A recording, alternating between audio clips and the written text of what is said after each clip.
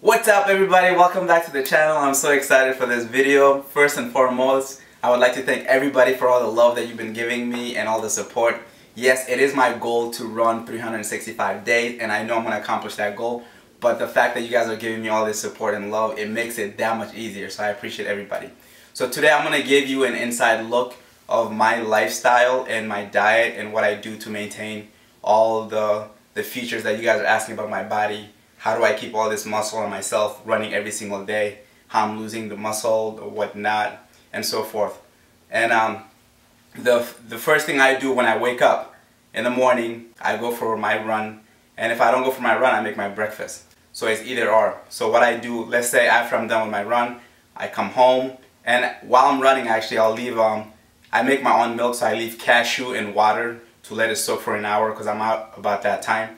So when I get back, it's already nice and soft. And so now I get rid of that water. I add 5 cups of new water into the cashew in the blender, and then I'll add a little bit of vanilla in it and a little bit of maple syrup just to sweeten it a little bit. Sometimes some people put like sea salt in it. I've tried that. It didn't change the taste for me, so I stopped doing that. The less ingredient, the better it is for yourself. And I'll blend that.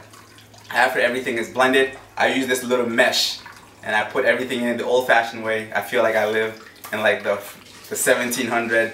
So I literally squeeze the whole, the juice, the milk out of the cashew and create my own milk. And after that, I put some on my oatmeal and put it in the microwave for about 2 minutes. Usually I would use the pot to do it over the stove top, but sometimes that takes too long and I am really hungry. I want to just eat it and get it out the way. So I use the microwave. And after that, I put a little bit of agave on it to sweeten it up. Agave is one of my favorite as a substitute for honey, and they say honey is sweeter than sugar, and I do believe that. It's really good. And I'll add a little bit of diced bananas up on that. Oh, it tastes amazing. And then I eat my oatmeal. So that's my first meal that I have every single day. So now let's fast forward to the rest of my day. So I actually, as soon as I get back from my run, I have to let you guys know this. One of the questions that I was getting from people is, how do you not feel all the aches on your body? You're running every single day, pounding your joints. So my recovery starts when I get back. I start foam rolling. I literally get all my parts of my body. You're going to see this. I do my quads, my hamstring, my calf, my inner thigh, my groin. I do my back, my obliques and everything. I also use my rollerblade wheel kind of instrument that clamps. You kind of open it and let it clamps into your body, and you roll every knot and everything out of your body. So that's part of my recovery. Not only that I use that to recover myself, to refuel for the next day, but the nutrient part is very important. You gotta fuel your body the proper way. Now let's fast forward to my lunch. So I make these little sushi wrap. I make a few of them. So I have the seaweed. I put rice on top of that, put some sesame seed and a little bit of soy sauce. I add some cucumber, some carrot slices, and then I'll add a little bit of lettuce and avocado. You can put anything pretty much that you enjoy on the sushi wrap. I fold it, I eat about 3 of those and I feel satisfied, but I do multiple, so I have the rest aside as snacks before my dinner. So after that, I do hot yoga 5 days a week. So everybody that's thinking yoga, oh, you guys like for just stretching or like whatever, it's easy. It's not. It's really good for your mind, but also your body. It gets to a point where I'm stretching parts of my body that I never thought that was possible for me to reach to get a good stretch out of it. So I do hot yoga. It's 95-degree heat. It's amazing. It's relaxing. It's good for your body. That's part of my recovery also. And then when I'm done with hot yoga, I come home for a little bit and I get ready to go to the gym. As I told you guys, it is my goal to run every day outside for a year. But I also go to the gym and then I use the curved treadmill to do extra running there. And the curved treadmill is designed that it almost feels like as if you're running outside naturally. So it's not one of those treadmills where it keeps spinning, but you're the one who make it spin at your own pace. So I use that. I'm on that for at least 2 miles, no more than 20 minutes. When I hit the 2 miles, I can jump off or I can stay on until 20 minutes mark, and then I jump off. Right when I'm done, a lot of the question I'm getting asked also was my ab. I literally jump on the ab machine. There's a crunch machine that I use to get my abs going. So this is what helps get all this ab that I have over here. And it helps with my obliques and everything too, as you can see. So I make sure that I use the ab machine And while we're talking about abs, I'm just going to leave this open so you guys kind of take a good look at it. So after that, I use a 45-pound dumbbell just to get my obliques nice and soft. I'm literally leaning back and forth, just a few reps on each side, and I get that done. And then I copy Kevin Hart's ab workout, hanging, punching through with my legs, and then the side twist. So that's some of the ab stuff that I use just to get this. So after I do that, I do a little bit of pull-up just to work a little bit on my muscle. As you're gonna see, I attempt to do some muscle up. I do that. I was only able to do 2. It was embarrassing. I used to be able to do more, but it's been a while since I've done any.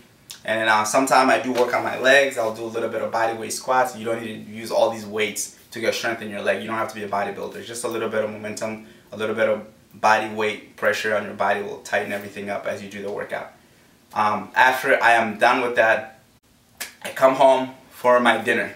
My dinner is very, very filling. It's very good. So what I do is I use rice, and I chop up a bunch of sweet potatoes into small dices, cubes, whatever you call it, and also normal potatoes. And I use broccoli, I use Brussels sprouts, and I mix all of them together, put a little salt on top of that, bake it. And after I'm done baking that, I put some soy sauce on top of my rice, add all those vegetables and potatoes. You can add any vegetable you want, asparagus and so forth, cauliflower. The more vegetable, the better it is. And as soon as I add that to my rice, I'll add some avocado on top of that too. The reason you guys hear me talk about avocado is very good. I use that as a source of fat, good fat. I'm trying to eliminate any bad fat. So my diet is high carb, low fat. And I'm in a transition to trying to do a whole starch, low fat diet. So that's what I want to get to at some point. But my natural fats are the avocados, the coconut that I have, and also the cashew that I use for my milk. So that's proper fat for me to use as fuel also. And when I do that, when my rice is done with all that stuff in it, I eat that. And sometimes I have enough that it goes as leftover for the next day, so I'll eat that as lunch or whatever I have left over and prepare the next meal and so forth. So pretty much that's what I do every day. And one of the myths that people talk about, they say that when you're running, you lose all the muscle that you have, you're going to become skinny. How do I maintain this muscle?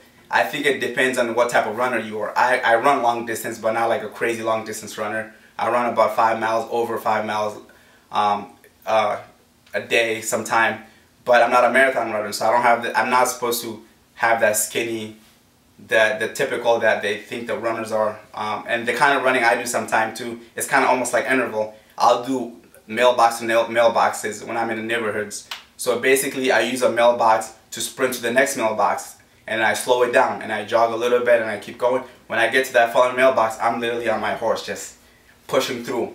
And not only I do that, I play a little game with myself, a mental game to keep me going. It's called Chase the Next Runner. So the area that I live, there's a big park, there's a lot of runners. So what I do is I chase the runner that's ahead of me. So it actually get me going even faster paced than I anticipated myself to or expect myself to. So I'm running and I see a runner in front of me. My goal is to catch up with that runner.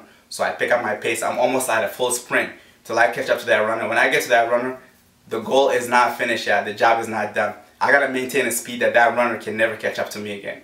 So I just keep going even harder till I lose them in my sight. It's awkward kind of, because I'm like running, I'm like, are they catching up to me? And I'm just keep going, I'm moving a little bit to look back. But and then now, if that one is done, it's the next runner that's up, I gotta catch up to. So that gets me going. It keeps your muscle. It's like, almost like you're sprinting. It's like, if you see sprinters that have bigger muscle than long distance runners. So that also helps maintain this body I have. If you guys have any question or any suggestion that you want me to do on any videos, any question you want me to answer on a future video, please let me know in the comments below. And you can do it. And the whole thing about this running thing, 10 minutes a day, it's not even just about running. It could be anything you want to do in life. Let's say you want to do something extra at work. Why don't you put in 10 extra minutes to that? Be consistent. Do it every day and see if you can do it for a year, for a month, for 2 months. Just get you going. So for me, it was just running to test myself out and my mental power. And so that's basically what got me here. And again, this is what my body looks like. And I want to be very honest with you guys. I just didn't get my abs overnight. People think that, or it's not even just from this running. My whole thing was when I was younger, I was always doing abs. I wanted to have the abs. I wanted to have the six-pack because I was always the smallest one in my group. And I'm like, if I'm smaller than everybody, I want to make sure I'm bigger and I look better physically than they are. So that was my way to work for the ab. But running makes your ab more defined. It really does. If you do abs in the gym, but the running part is like that extra icing to the cake. It makes it tighten up. In fact, try this when you're doing your 10-minute run. When you're running, automatically your abs, they start to contract. They'll literally go back and forth. So touch your stomach, you're gonna feel that contraction in your ab. It's literally gonna just go nice and tight. So imagine now, if you engage your core while you're running. It's not, engaging doesn't mean to flex it because you don't want to be awkward. You want to be as natural as possible. Engaging your abs, you're gonna feel it. You're gonna get that extra ab workout out of your run, and it's gonna be better for you too. Also, one other thing, I do have a little variation to my diet. So sometimes I'll have taco nights for dinner randomly. Sometimes I'll go get Chipotle. Chipotle is vegan if you get everything, rice, beans, all the vegetables, and guacamole, and guac is not extra. So that's motivating itself anyway. But thank you guys again. Thank you for watching this video. I hope you guys enjoy, and looking forward to the next one. Take care.